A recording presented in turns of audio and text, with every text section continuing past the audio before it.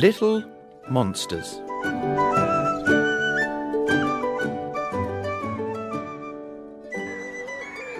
Once upon a time, in England, there was a scarecrow. He stood in a field and looked like a man. But he wasn't a real man. The scarecrow was made of straw. The scarecrow's head was an old football. His face was painted on. 2 eyes, a nose, and a smiling mouth. He didn't have hair, but he did have a hat. It was brown and made of felt. A farmer used to wear it long ago.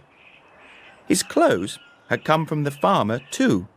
A long brown coat with lots of pockets, an old pair of jeans with holes in the legs, a worn-out leather belt with a rusty buckle, a red scarf with white stripes. The scarecrow didn't have shoes because he didn't have feet. A wooden pole kept him standing in the ground.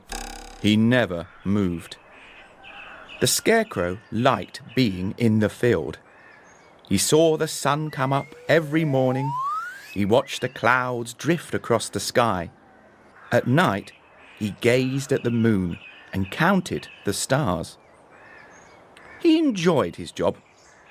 He scared away the crows, the big, clever black birds that made trouble on the farm. They stole the seeds when they were sown. They pecked at the vegetables when the leaves began to grow. The scarecrow knew without him nothing would grow at all. But this year, the scarecrow had a problem.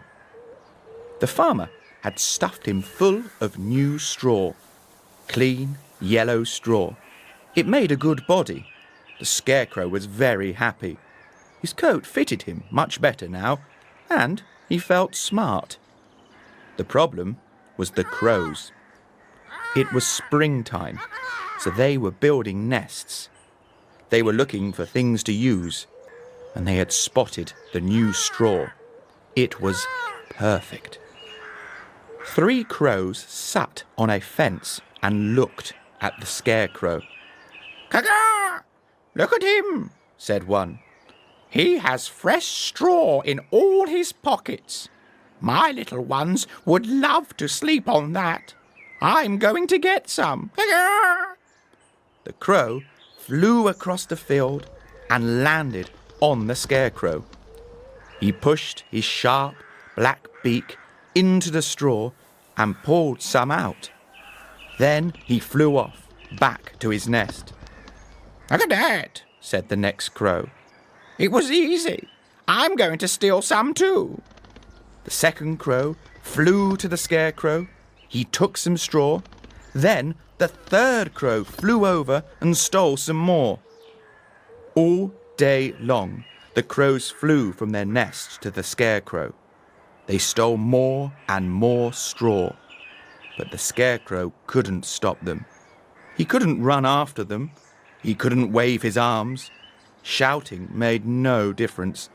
They simply laughed and took more straw. By the end of the day, he was looking thin. "Oh no," he said. "What am I going to do?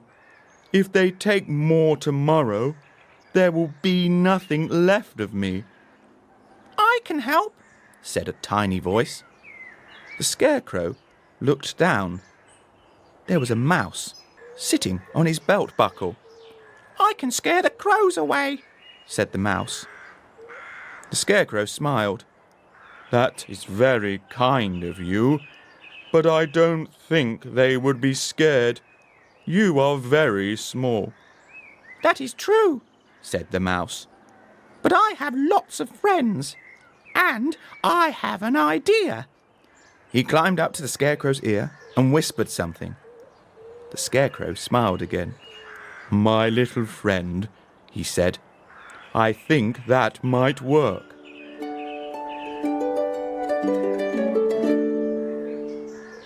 The next day came. The 3 crows flew down to the fence. "Ha ha!" said the first crow. The straw man is still there. I'm going to take more of his stuffing. He flew to the Scarecrow. Just as he landed, Yah!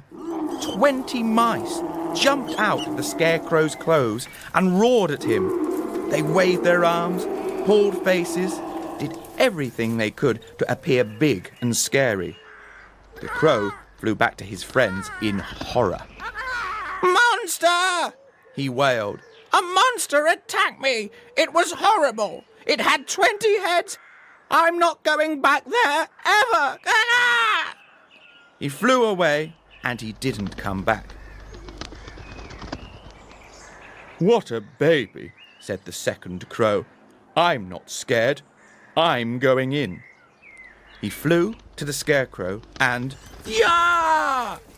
The crow sped back to the fence. "It's true," he cried. "There really is a monster hiding inside that straw man. I saw it." He flew away and didn't come back. The third crow watched him go. "Ah," he said, "I'm not going there. I have enough straw in my nest." He flew away. "Yes," cried the Scarecrow. "You've done it. They've gone."